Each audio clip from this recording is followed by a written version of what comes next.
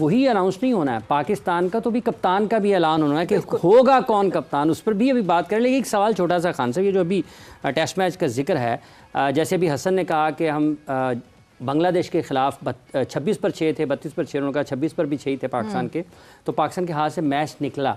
आपको लगता है कि इस टेस्ट मैच में भी वही सूरत हाल बन सकती है? और क्या पाकिस्तान ने अगर अपनी मैदानों पर अपनी स्ट्रेंथ के ऊपर ये स्पिन पिचेस बनाई हैं तो कोई गलत किया है? देखिए हाफिज़ साहब, बात ये है कि अगर आपने स्पिनिंग ट्रैक बनाया है तो फिर आपको तो उस पर खेलना भी आना चाहिए ना। और खेलने के लिए आपको जो है वो माइंडसेट आपका बड़ा पॉजिटिव हो कि यार अगर मुझे कोई गेंद पड़ गया तो जितने मैं रन कर सकता हूँ उतने तो मैं करूँ। अगर आप इसमें डिफेंस में भी आउट हो रहे हैं, हिट मार के भी आप आउट हो रहे हैं, तो फिर ये ब्लेम आप किसको देंगे? इसका मतलब है कि टॉस तो it could be anybody's game.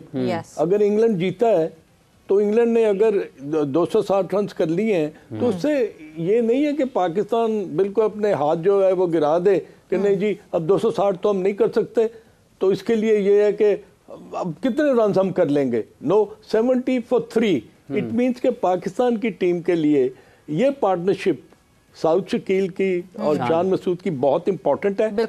और आने वाला जो कल है उसमें ये होगा कि अगर कोई भी गेंद ऐसा पड़ गया जो कि नीचे रह गया या ज़्यादा टर्न हो गया, फॉरवर्ड के लिए और आप स्लिप में कैच हो गए, तो उसका क्या होगा? उससे होगा प्रेशर बिल्ड करता जाएगा, देन रिजवान इज कमिंग। और अगर खुदा ना खास्ता अगर 2 विकेटें जल्दी गिर जाती हैं तो you won't be able to make even 150 160। हमारे पास कोई जेमी स्मिथ नहीं है। हमारे पास जेमी स्मिथ नहीं है। और एटकिंसन 105 की जो पार्टनरशिप है उसमें 39 रन उसका कंट्रीब्यूशन था।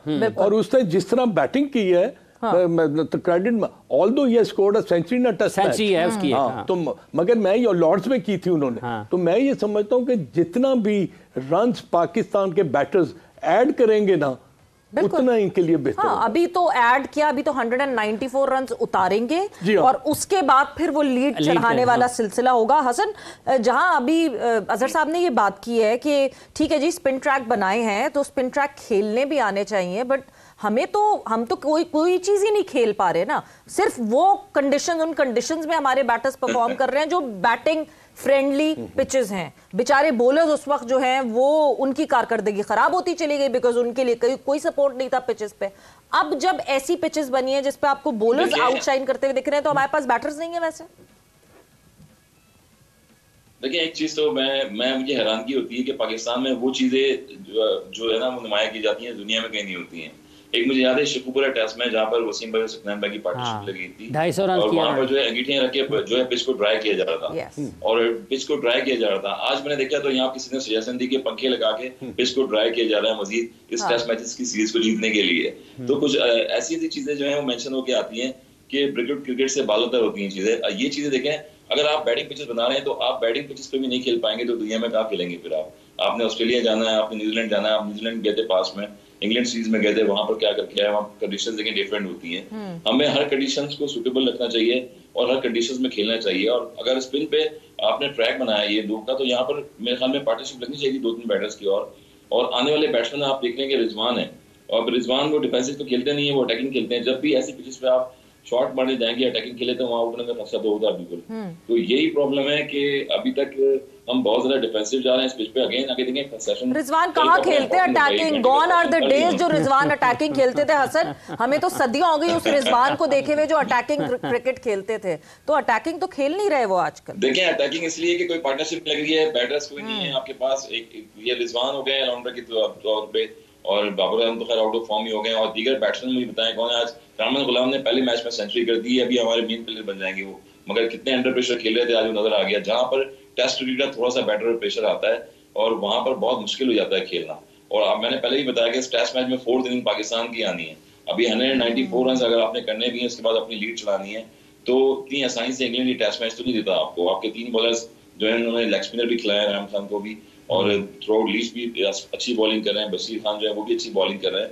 तो पाकिस्तान को कल का सेशन बड़ा इंपॉर्टेंट होगा लंच तक और खेलना पड़ेगा, स्ट्राइक रोटेट करनी पड़ेगी तो जब जाके मैच में वापस आएंगे। अच्छा हसन, हमसे तो नहीं खेला जा रहा लेकिन इंग्लैंड से तो भी नहीं खेला जा रहा। उनके भी जो रूट हो गए, जैक क्रॉली हो गए, बेन स्टोक्स हो गए, वो भी तो आउट हो रहे हैं, वो भी तो लगा रहे हैं सीधा पिछले मैचेस में आउटस्टैंडिंग इन्होंने इनिंग्स के लिए जो रूट्स जैसे प्लेयर आप देखें कि वो गर्मी में मुल्तान में जितना टेम्परेचर था यहाँ इस्लामाबाद पिंडी में नहीं है इतना टेम्परेचर, मगर फिर भी उन्होंने जिस तरह से टेस्ट मैच खेला है वो आउटस्टैंडिंग खेला और पूरे हर फॉर्मेट में खेलने के यूज्ड टू होते हैं। अब वही मैं बता रहा हूँ कि अगर पाकिस्तानी पिचेस पे पाकिस्तानी बैटर्स ओपनर्स हमारे जो है वो नहीं खेलेंगे, डबल सेंचुरी नहीं करेंगे, सेंचुरी नहीं करेंगे, तो फिर अब फिर अल्लाह ही हाफिज़ है कि बैटिंग में कौन रन्स करेगा आगे। फिर मेन बैटर जो था आपको आपने उसको बाल बटा दिया है।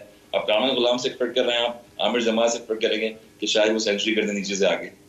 वैसे अजहर साहब, हमारा ट्रस्ट इतना शैटर हो गया है पाकिस्तान टीम को लेकर कि अभी अगर हम जनरली एक नॉर्मल सिचुएशन में देखें, ठीक है 73 for 3 है, एम्पल इनफ टाइम, अच्छे खासे बैटर्स हमारे पास हैं पीछे, बट क्योंकि जो पास्ट रिकॉर्ड रहा है हमारा ट्रस्ट इतना शैटर हो गया है कि हमें ऐसा लग रहा है कि पाकिस्तान लीड बड़ी मुश्किल से चढ़ा पाए।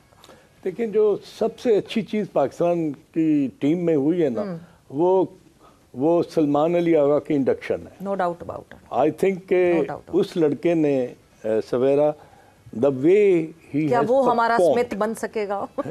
मैं यही बात अभी स्पिन को अच्छा भी खेलता है। ये देखें कि एक तो वो बड़ा सिंगल माइंडेड होके ना अपनी बैटिंग करते हैं। No doubt. He knows what he is doing.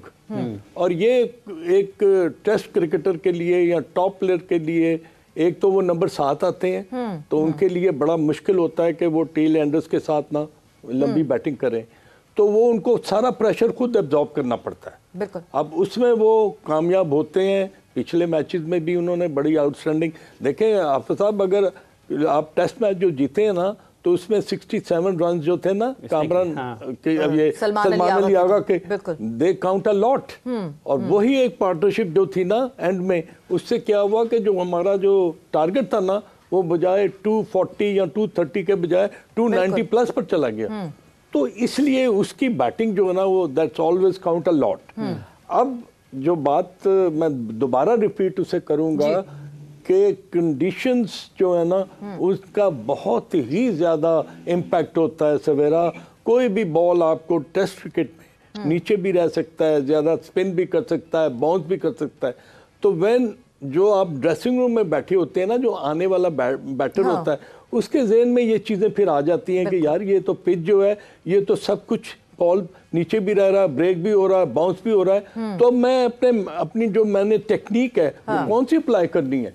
क्या मैं अगर हिट मार के आउट हो गया तो वो मुसीबत पड़ जाएगी, डिफेंस करता वो आउट हो गया तो यार मैं हिट ही मार देता। तो ये जो डबल माइंडेडनेस है ना प्लेयर की, जब वो बाहर बैठा होता है, तो अगर वो अंदर जाके ऐसी शॉट खेले और आउट हो जाए तो वो फिर टीम भी बुरा मनाती है, देखने वाले भी बुरा मनाते हैं, और उस प्लेयर्स की अपनी साइकी जो है ना, वो भी काम नहीं करती। वैसे अजहर साहब ने सलमान अली आगा की बात की, और हम क्योंकि कप्तान ढूंढने की बात, कैन सलमान अली आगा भी a good option for shorter format, no controversies attached? देखें सवेरा, कैप्टन जो है ना, उसको एक बहुत ही जबरदस्त किस्म का ना परफॉर्मर होना पड़ता है। नो डाउट कि सलमान अली आगा में ये एबिलिटी हमें नजर आई। नंबर 1, उसकी पर्सनैलिटी ऐसी होनी चाहिए कि वो ना एक सॉफ्ट जो कहते हैं ना एटीट्यूड, वो नजर नहीं आना चाहिए। उसको बदमाशी भी आनी चाहिए, बिल्कुल, उसको दबके भी मारने आने चाहिए, उसको प्यार और मोहब्बत भी करना आना चाहिए। मगर ये जो चीज़ है ना, मुझे अभी सलमान अली आगा में वो नजर नहीं आती। क्योंकि उसके लिए आप अगर वसीम अकरम को लें या आप जावेद मियांदाद को लें, वो जो कैप्टन थे ना, तो वो बदमाशी भी दिखाते थे, वो प्लेयर्स को आंखें भी निकालते। जावेद मियांदाद भी दिखाते थे? जी बिल्कुल दिखाते थे। कैसे, कोई आपको याद आता हो? मुझे याद है, मैं एक मैच खेल रहा था, मेरा हाथ फ्रैक्चर हो गया और मैंने बताया नहीं। तो जब मैंने एक्सरे करवाया तो उसमें जब हेयरलाइन फ्रैक्चर निकला तो मैं टीम में था। We were playing in Bagh-e-Jinnah against railways, Habib bank versus railways. तो हाफिज साहब ही said, I know that you are having a problem. तुम क्योंकि बॉल फील्ड नहीं अच्छी तरह कर रहे थे, बॉल को तुम पूरी तरह ग्रैब नहीं कर रहे। Now it is up to you to perform and win our game. और उसी मैच में मैंने अल्हम्दुलिल्लाह 44 किए, और रेलवेज के आपको पता बॉलिंग कितनी तगड़ी होती थी, तो हम वो मैच जीते। और मेरे हाथ का जो हाल था ना, उसके बाद I did not play for 3 weeks hairline fracture की वजह से। पता लग गया, ये पता था कि उसने मुझे कहा है कि now it is up to you. मैंने ये नहीं बहाना सुना कि तुम्हारा हाथ फ्रैक्चर था या हेयरलाइन था या ये था, तुम्हारी बारी आई है, तूने मैच जिताना है। बिल्कुल। तो दैट्स हाउ इट शुड